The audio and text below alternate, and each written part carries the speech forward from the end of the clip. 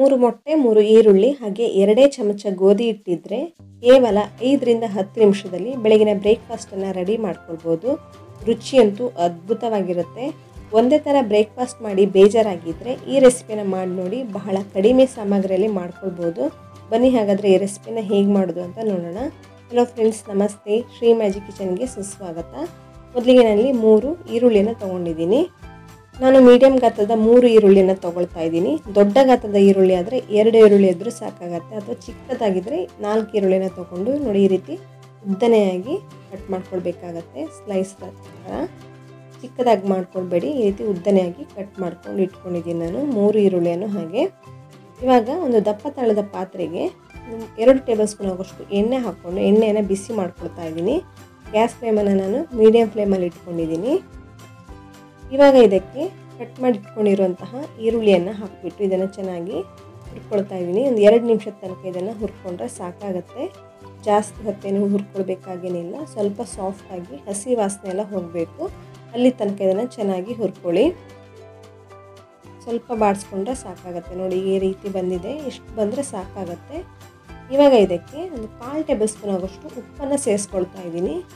ಹಾಗೆ 1 table spoon ಆಗೋಷ್ಟು ಸಾಂಬಾರು ಪೌಡ್ರನ್ನ ಇದಕ್ಕೆ ಹಾಕ್ಕೊಂಡಿದ್ದೀನಿ. ಸಾಂಬಾರು ಪೌಡ್ರ್ ಬದಲಿಗೆ ನೀವು ಖಾರದ ಪುಡಿಯನ್ನು ಕೂಡ ಹಾಕ್ಕೊಳ್ಬೋದು.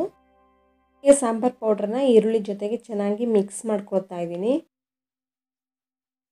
ಈ ರೀತಿ ಚೆನ್ನಾಗಿ ಮಿಕ್ಸ್ ಆದ ನಂತರ ಗ್ಯಾಸ್ ಫ್ಲೇಮನ್ನು ಆಫ್ ಮಾಡಿಕೊಂಡು ಇದನ್ನು ಹಾಗೆ ಸೈಡಲ್ಲಿ ಇಟ್ಟಿರ್ತೀನಿ. ಸ್ವಲ್ಪ ತಣ್ಣಗಾಗಬೇಕು ಈರುಳ್ಳಿ. ಇವಾಗ ಇನ್ನೊಂದು ಪಾತ್ರೆಗೆ 3 ಮೊಟ್ಟೆನ ಒಡೆದು ಹಾಕ್ಕೊಳ್ತಾ ಇದ್ದೀನಿ. ನೀವು ಜಾಸ್ತಿ ಪ್ರಮಾಣದಲ್ಲಿ ಮಾಡೋದಾದರೆ ಈರುಳ್ಳಿ ಹಾಗೆ ಮೊಟ್ಟೆನ ಜಾಸ್ತಿ ತೊಗೊಳ್ಳಿ. ಇನ್ನೊಂದು 2ಗೆ ಆಗೋಷ್ಟು ಮಾಡ್ತಾ ಇದ್ದೀನಿ. ಇವಾಗ ಇದಕ್ಕೆ 1/4 ಟೇಬಲ್ ಸ್ಪೂನ್ ಆಗೋಷ್ಟು ಉಪ್ಪನ್ನು ಹಾಕ್ಕೊಳ್ತಾ ಇದ್ದೀನಿ.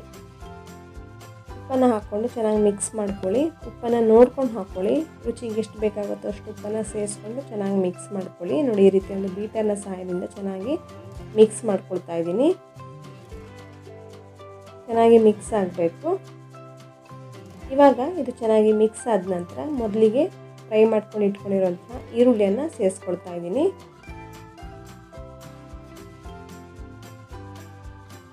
ಈರುಳ್ಳಿಯನ್ನು ಹಾಕಿದ ನಂತರ ಇವಾಗ ನಾನು ಇದಕ್ಕೆ 2 ಟೇಬಲ್ ಸ್ಪೂನ್ ಆಗೋಷ್ಟು ಗೋಧಿ ಹಿಟ್ಟನ್ನು ಸೇರಿಸ್ಕೊಳ್ತಾ ಇದ್ದೀನಿ.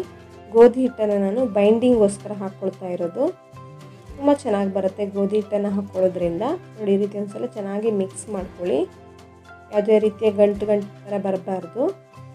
ಈ ರೀತಿ ಚೆನ್ನಾಗಿ ಮಿಕ್ಸ್ ಮಾಡ್ಕೊಳ್ಬೇಕಾಗತ್ತೆ.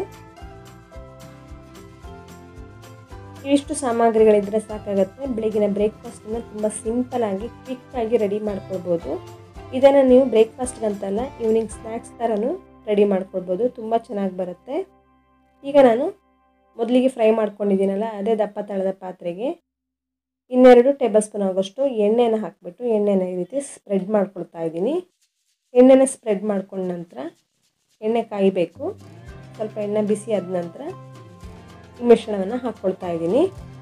ಗ್ಯಾಸ್ ಫ್ಲೇಮನ್ನು ನಾನು ಮೀಡಿಯಂ ಫ್ಲೇಮಲ್ಲಿ ಇಟ್ಕೊಂಡಿದ್ದೀನಿ. ಒಂದು ಸಲಕ್ಕೆ ಎಷ್ಟು ಬೇಕಾಗುತ್ತೋ ಅಷ್ಟನ್ನು ಹಾಕ್ಕೊಂಡು ಈ ರೀತಿ ಚೆನ್ನಾಗಿ ಸ್ಪ್ರೆಡ್ ಮಾಡ್ಕೊಳ್ಳಿ.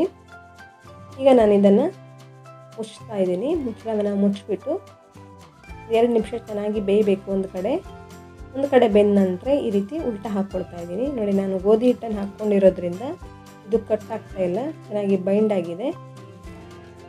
2 ಕಡೆ ಚೆನ್ನಾಗಿ ಬೇಯಿಸ್ಕೊಂಡಿದ್ದೀನಿ. 2 ಕಡೆ ಚೆನ್ನಾಗಿ ಬೇಯಬೇಕು. ಗ್ಯಾಸ್ ಫ್ಲೇಮನ್ನು ಮೀಡಿಯಂ ಫ್ಲೇಮಲ್ಲಿ ಇಟ್ಕೊಂಡೆ ಚೆನ್ನಾಗಿ ಬೇಯಿಸ್ಕೊಳ್ಳಿ. ನೋಡಿ ಈ ರೀತಿ ಬೆಂದ ನಂತರ ತೆಗೆದು ಒಂದು ಪ್ಲೇಟಲ್ಲಿ ಹಾಕ್ಕೊಂಡಿದ್ದೀನಿ.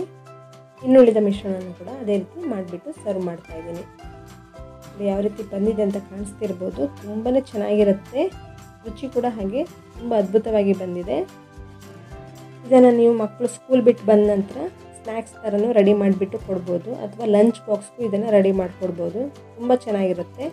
ಆರೋಗ್ಯಕ್ಕೂ ಕೂಡ ತುಂಬ ಒಳ್ಳೆಯದು. ಒಂದ್ಸಲ ಇದನ್ನು ಟ್ರೈ ಮಾಡಿ ನೋಡಿ. ತುಂಬ ಸಾಫ್ಟಾಗಿ ಬಂದಿದೆ. ಒಂದ್ಸಲ ಟ್ರೈ ಮಾಡಿಬಿಟ್ಟು ಹೇಗಿದೆ ಅಂತ ನನಗೆ ಕಮೆಂಟ್ ಮಾಡಿಬಿಟ್ಟು ಹೇಳಿ.